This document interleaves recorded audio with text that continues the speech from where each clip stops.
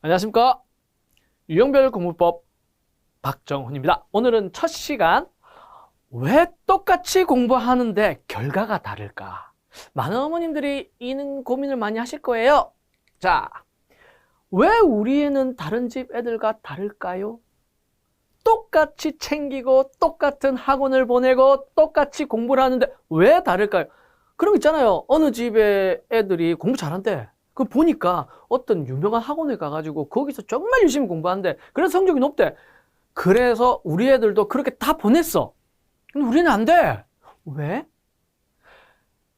특히 또 많은 어머님들 고민이 있는 거 있잖아요. 기본은 해야 할 것 같은데 왜 우리 애는 안 되죠? 남들 다 하는데 왜 우리 애는 안 되는 거냐 이거죠. 누구 집에는 뭐가 달라서 저렇게 잘할까? 참 쏙 터지죠. 그리고 우리 애는 과연 나중에 공부를 잘하는 애가 될 수 있을까? 많은 어머님들이 이거에 대해 고민을 많이 하고 계십니다. 특히 아이가 초등학교 들어가기 직전에 아이가 한 7살, 6살 이때쯤 되면 어머님들 불안감이 엄청 커질 거예요. 과연 이 녀석이 공부 잘할까? 잘해야 될 것 같은데 아니면 큰일 날 것 같은데 불안하죠. 자, 상위 1%, 그러니까 IQ 상위 1% 아이가 무조건 공부를 잘할까? 뭐 어떤 사람들은 그런 소리 하잖아요. 특히 그 유명한 그 교육회사 그 회장님께서 하신 말씀이 공부는 DNA다 라고 이야기하셨잖아요. 그런 말 들으면 뭔가 나는 우리 애한테 좋은 DNA 물려주지 못해서 어쩌지? 이런 걱정도 될 수도 있을 거고 그런데 또 이런 것도 볼 수 있어요. 의사 집 애들 뭐 부모가 스카이 나왔는데 근데 애들 보면 공부를 못해 이런 집도 있어. 그 왜 그럴까요? 그리고 또 어떤 집은 뭐 특히 가수 이적 씨 같은 경우에는 삼형제 모두 서울대 나왔다 그러잖아요. 자, 공부는 유전자일까요? 환경일까요? 도대체 뭐가 문제일까요? 예, 이유는 바로 유형이 달라서입니다. 그런 거 있잖아요. 사람들이 그런 거 있잖아요. 사람들마다 이게 성향이 다 달라요. 부모와 자녀가 유형이 다를 수도 있거든요. 이 다르면 부모가 가르쳤던 방법이 아이한테 안 먹힐 수가 있는 거죠. 자, 이 유형이 어떻게 차이가 나는지 알아보도록 하겠습니다. 예전에 2차 세계대전이 이제 다 끝나고 나서 미국 공군에서 난리가 났대요. 그 미국 공군이 이제 이게 전투기 조종사들을 막 양성을 하면서 또 전투기 만드는 기술이 너무 좋아진 거예요. 그래가지고 막 전투기 조종사들을 양성한다고 훈련을 시켰는데 어느 시점 되니까 1947년쯤 되니까 막 전투기 조종사들이 이 조종을 못하고 막 추락을 하더라는 거죠. 그래가지고 공군에서 비상이 난 거예요. 비상이 된 거예요. 그래가지고 이게 뭐가 문제냐. 그래서 미 공군에서 조사를 해봤대요. 근데 보니까 전투기는 전혀 이상이 없었대요. 전투기는 전혀 이상이 없었는데 하루에 뭐 17명 정도가 추락하기도 하고 막 적응도 못하고 너무 힘들어하는 거예요. 그래서 도대체 뭐가 문제인가? 그러다가 사람들이 이제 고민을 했대요. 이게 혹시나 조종사들이 그 사이에 신체가 너무 커져서 이게 조종석과 조종사 사이에 몸이 안 맞아서 그런 게 아닌가라는 생각이 들었던 거죠. 그래서 이제 자세히 보니까 이 전투기 조종석 안에 이 규격이 1920년대에 이제 그 조종사들의 신체 치수에 맞게 만들어진 거였어요. 그래가지고 미 공군에서 대대적으로 조사에 착수에 들어갔었습니다. 그때 당시 미국 공군 파일럿 약 4,037명, 4,037명을 대상으로 신체 치수를 이제 측정을 하기 시작했던 거예요. 그래서 뭐 키, 뭐 목둘레, 가슴둘레, 다리 길이, 뭐 팔 길이, 뭐 이런 거 있잖아요. 손가락 길이, 막 이런 거 다 조사를 해봤대요. 그 여러 가지 항목을 가지고 조사를 다 해가지고 평균을 딱 냈거든요. 그런데 별반 차이가 없는 거예요. 도대체 뭐가 문제지? 이게 혼란에 빠졌습니다. 그때 이제 하버드대를 졸업을 한 젊은 장교가 혹시 이 평균이라는 게 뭔가 문제가 있는 게 아닐까? 라는 생각이 들었던 거예요. 그래서 이 젊은 장교가 그때부터 이 공군 파일럿들의 신체 치수를 다시 한번 조사를 하기 시작을 했어요. 전투기 조정하는데 정말 필요한 신체의 10개 항목, 신체 치수 10개 항목의 평균값을 딱 두고 이 10가지의 평균값을 두고 실제 전투기 조종사를 이 항목에 대입을 해봤던 거예요. 한 명 다. 그래가지고 이 10가지 항목에 공통으로 들어가는 사람이 과연 몇 명이 될까? 왜냐면 이 신체 치수 10명, 이 10가지 신체 치수를 바탕으로 전투기를 만들었거든요. 그래서 이 10가지 평균 항목 안에 과연 몇 명이나 들어갈 것인가를 그 4,000명 넘는 그 조종사를 이제 대상으로 조사를 해봤는데 과연 몇 명이 이 10가지 항목에 들어갔을까? 특히 이 항목에 대해서 너무 이제 타이트하면은 범위가 좁으면은 이게 좀 힘들 것 같으니까 되게 넓은 범위로 이 10가지 항목을 이렇게 대입을 해서 조사를 해봤대요. 그랬더니 과연 몇 명이 이 10개 항목에 들어갔을까요? 결과가 바로 한 명도 없었습니다. 우리 아이들도 똑같아요. 아이들도 평균이라는 게 없어요. 아이들마다 유형에 따라서 차이가 날 수밖에 없다는 겁니다. 자, 유형을 그럼 어떻게 나눠볼 수가 있을까? 바로 MBTI와 애니어그램이 대표적인 유형 이론의 도구입니다. MBTI는 유명하죠? 요즘 너무 많은 사람들이 다 잘 알고 있잖아요. 근데 애니어그램은 생소하신 분들도 많을 겁니다. 자, 그래서 이제 좀 더 구체적으로 알아보도록 하겠습니다. 자, MBTI는 뭐냐면 사람들의 선천적인 선호 경향성과 주변 환경의 상호작용으로 인한 행동 경향성의 16가지 유형입니다.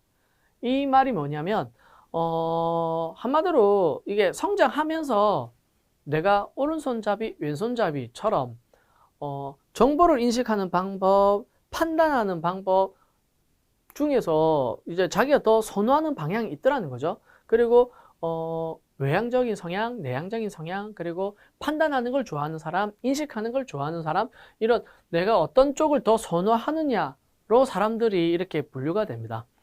많은 사람들이 이제 MBTI가 너무 이렇게 사람들이 좀 몰입을 많이 하고 이렇게 많이 활용을 하다 보니까 어떤 사람들은 어떻게 사람을 저 16가지 유형으로 나눌 수 있냐라고 비판하는 사람들도 있어요. 그런데 우리 유형이라는 거 알게 모르게 쓰잖아요.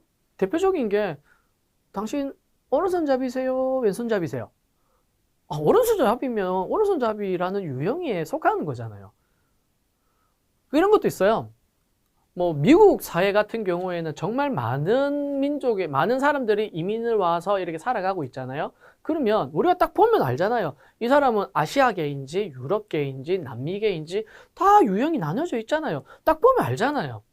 그런데 사람을 유독 심리학에서 이렇게 나는 어느 쪽을 더 좋아하는 사람이야 라고 나눈 거에 대해서 왜 그렇게 불편한 생각을 가지는지 솔직히 잘 모르겠습니다. 어쨌든 사람들은 특정한 이 선호의 경향성을 보이기 때문에 그걸 기준으로 16가지로 나누게 된 게 바로 MBTI입니다. 자, 애니어그램은요. 사람은 기본적으로 두려움이라는 게 있어요. 이 태어났을 때부터 자연스럽게 사람들마다 잠재적으로 이제 느끼게 되는 기본적인 두려움이 있고 이 두려움을 본능적으로 방어하려고 하는, 이 두려움을 피하려고 극복하려고 하는 본능적인 욕구가 생겨나요. 이 욕구가 총 9가지로 나뉘게 됩니다. 대표적으로 뭐 이와 관련되어 애니어그램의 이 유형과 관련된 표현 중에 하나가 안 그래도 최근에 그 TV에서도 봤는데 뭐 그런 거 있잖아요. 완벽주의 성향이 강한 아이들은 공부할 때 어떻게 나타나더라. 학구열이 높은 아이들은 어떻게 나타나더라. 그 다음에 예술적 감각이 뛰어난 아이들, 사랑을 받고자 하는 욕구가 강한 아이들, 그런 표현들이 있잖아요. 그런 아이들은 어떻다더라 하는 게 좀 애니어그램의 그 유형을 이제 표현하고 있는 말입니다. 유형마다 본능적인 욕구와 학습 정서, 학습 의지, 사고 의지력에 대한 일정한 패턴을 가지고 있죠. 이러한 이제 유형으로 이제 학생들의 공부하는 패턴을 읽고, 그 다음에 아이들의 학습 의지, 학습 정서 등이 어떤 식으로 이렇게 나타나는지를 알 수 있는 게 바로 유형 이론에 입각한 공부법입니다. 자, 아이들은 생각을 해요. 부모님은 공부해야 돼. 니 나중에 뭐 될래? 공부해야 돼. 공부를 해야 될 것 같아. 막 엄청 강요를 해요. 근데 아이들은 과연 그렇게 생각을 할까요? 공부를 왜 해야 되죠? 애들은 몰라요. 살아온 게 이제 막 뭐 10살, 뭐 10년 정도밖에 안 된 아이들한테 공부가 왜 필요한지 애들 어떻게 알까요? 이 아이들은 친구들이랑 노는 게 좋고, 엄마랑 같이 놀고, 막 TV 보는 거 좋고, 게임하는 거 좋고, 걔네들 입장에서, 걔네들 세상에서는 공부라고 하는 거는 그저 자기를 올가매는 속박하는 그런 과제, 괴로움, 고통으로 작용하잖아요. 공부를 왜 잘해야 되죠? 중요한 거는 아이들도 잘하고 싶어 해요. 왜일까요? 공부를 잘하면 엄마가 좋아하거든. 그것 때문에 공부를 잘하고 싶어 해요. 그런데 막상 해보면 잘 안 돼요. 자기도. 난 잘하고 싶은데 잘 안 돼요. 그러니까 아이들이 주눅이 들고 힘들어지고 안 하려고 하고 막 이렇게 되는 거죠. 그래서 이 아이들이 본능적으로 기본적인 욕구를 이해를 하고 거기에 맞게 어떻게 공부와 연결시킬 수 있는지를 알아야 됩니다. 그래야 아이들을 잘 이끌어 갈 수가 있어요. 그래서 기꺼이 공부로 연결이 될 수 있도록 만들어 줄 수가 있습니다. 그래서 유형별 학습법이 꼭 필요합니다. 자, MBTI 대표적으로 예시를 들어보겠습니다. MBTI 같은 경우에는 크게 S와 N으로 나눠지죠. 공부할 때 가장 큰 차이를 보는 게 바로 S와 N입니다. 왜냐하면 MBTI의 4개 지표 중에서 이 두 번째인 S와 N 지표가 바로 정보를 인식하는 방법을 말하는 겁니다. 이 S형과 N형은 공부할 때 정말 극명하게 차이가 납니다. 대표적으로 수학 공부할 때 정말 차이가 크죠. S형의 학생들은 대체로 정보를 인식을 할 때 내가 기존에 알고 있는 정보 안에 새로운 정보를 어떻게 집어넣고 분류하고 정리하는지 하는 방식으로 정보를 인식을 해요. 반면에 N형의 학생들은 지금 들어오는 정보의 다음 정보가 어떻게 되고 그 다음 정보가 어떻게 되고 해서 이 맥락적 이해, 추론하는 방향으로 정보를 인식을 합니다. 이러한 정보 인식하는 방법의 차이에 의해서 S형의 아이들은 식을 정리하고 계산하고 연산하는 이쪽의 능력이 매우 탁월해요. 그래서 S형의 아이들은 계산 실수가 없습니다. 반면에 N형의 학생들은요, 수학의 추상적인 개념이 쉽게 이해가 가요. 아, 이게 이런 흐름으로 가서 이렇게 되는 거구나. 글을 읽고, 아, 이게 이걸 의미하고, 이게 의미하고, 이래서, 아, 어떻게 적용을 해서 식을 만들 수가 있겠구나. 라는 추론하는 능력이 되게 좋아요. 반면에 S형의 아이들은 이 추론하는 게 약하고요. N형의 아이들은 이 정보를 꼼꼼하게 다루는 게 약해요. 그래서 S형의 아이들은 심화 문제, 응용 문제, 그리고 추상적 개념을 다루는 부분에서 되게 약하고요. N형의 아이들은 계산, 특히 정확도와 속도가 되게 느립니다. 그래서 S형의 아이들은 심화 문제, 응용 문제에서 많이 틀리고 N형들은 기본 문제에서 많이 틀리고 계산 속도가 느려가지고 실수가 많아요. 자, 다음은 애니어그램입니다. 애니어그램에서 이번 유형 같은 경우에는 기본적인 욕구가 사랑을 받고자 하는 욕구가 매우 커요. 왜냐하면 이번 유형은 사랑받지 못하는 것에 대한 두려움이 되게 큰 아이들이거든요. 그래서 사랑받지 못하면 이 아이들은 되게 불안해요. 힘들어요. 나중에는 공황장애까지 올 수 있어요. 그러다 보니 이 아이들은 사랑을 충분히 받아야만 심리적 안정이 오기 시작하게 되고 이 심리적 안정을 바탕으로 공부도 생각을 할 수 있게 돼요. 그리고 내가 공부를 잘 하니까 엄마가 또 되게 좋아하네. 엄마하고의 관계를 좋게 하기 위해서 혹은 선생님과의 관계를 좋게 하기 위해서 더 열심히 하게 돼요. 반면에 이 아이들은 사랑받지 못하는 것에 대한 두려움이 있기 때문에 실수라든지 잘못하는 것, 내가 뭔가를 잘 모르는 것에 대해서 드러나기 시작하게 되면은 혹시나 이것 때문에 엄마나 혹은 선생님한테 아니면 또래 친구들한테 애정과 관심을 받지 못할까 봐 엄청 두려워하면서 전전긍긍하게 됩니다. 그러게 되면 공부를 회피하기 시작하게 돼요. 자기가 실수한 거, 모르는 거를 숨기기 시작하게 돼요. 그렇게 되면 심리적 불안이 찾아오기 시작하게 되고 그러면서 공부를 못하게 됩니다. 즉 모든 유형은 이러한 기본적인 두려움과 기본 욕구가 있어요. 이 욕구를 어떻게 충족을 시키면서 공부로 이어져 나갈 수 있는지에 대해서 알 수 있는 게 애니어그램입니다. 특히 이 애니어그램 같은 경우에는 많은 부분에서 정말 큰 도움이 됩니다. 우리 아이들을 어머님들이 키우실 때 가장 큰 걱정이 되는 게 제일 처음에 이제 아이가 초등학교 들어갔을 때 정말 잘 적응할 수 있을까에 대한 걱정도 정말 많을 거고, 두 번째가 이제 초등학교 고학년 정도 되면은 수학, 영어 이런 과목들을 제대로 할 수 있을까? 얘가 기본은 할 수 있을까? 이런 걱정을 많이 하실 거예요. 특히 중학교 올라가게 되면은 못 따라가면 어떡하지? 이런 생각에 엄청 선행도 많이 하시는 분들도 있을 거고, 특히 요즘에 이제 그 의대 정원이 늘었잖아요. 그것 때문에 우리 애가 과연 공부를 잘할 수 있을까? 엄청 걱정이 많으실 거예요. 그리고 이제 중학교 딱 올라가게 되면 이제 더 걱정이 되는 거죠. 우리 애가 사춘기가 되면은 어떻게 되나? 사춘기를 잘 보내야 되는데 어릴 때 정말 잘하다가 사춘기 가서 완전히 폭망하는 애들 정말 많던데 라는 생각도 걱정도 많이 되실 겁니다.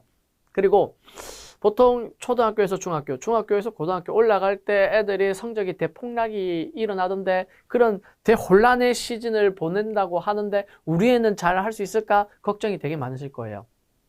근데 이 애니어그램을 알게 되면 초등학생들 같은 경우에는 공부에 대한 학습 정서와 학습 의지를 계속 이렇게 끌어줄 수 있는 가이드라인이 딱 만들어지게 되고요.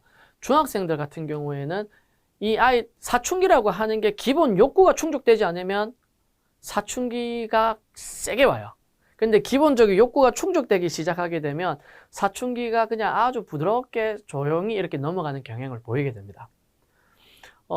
그리고 고등학교 정도 올라갔을 때 중학교 2학년, 3학년부터 이제 시작이 되어 가지고 고등학교 올라가게 되면 특히 이제 MBTI 유형이 점점 뚜렷해지기 시작하거든요. 그때쯤 되면. 그러면 그때 이제 학습에 있어서 좀 많은 특징들이 자기 성격 유형 패턴에 맞게 막 나타나기 시작해요. 학습 스타일이라든지 학습 장애 요소라든지 이런 것들이 이제 MBTI 유형에 맞게 또 많이 나타나다 보니까 그때는 이제 MBTI 유형에 맞게 또 아이한테 학습 전략을 이렇게 가르쳐 주게 되면 정말 드라마틱한 성적 변화가 일어나기 시작합니다. 실제로 중위권 정도 아이가 최상위권으로 치고 올라간 케이스가 정말 많았습니다.